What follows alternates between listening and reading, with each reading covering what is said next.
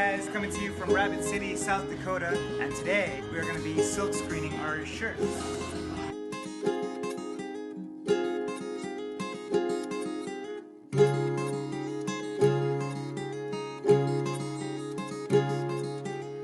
I feel awake enough to be alive.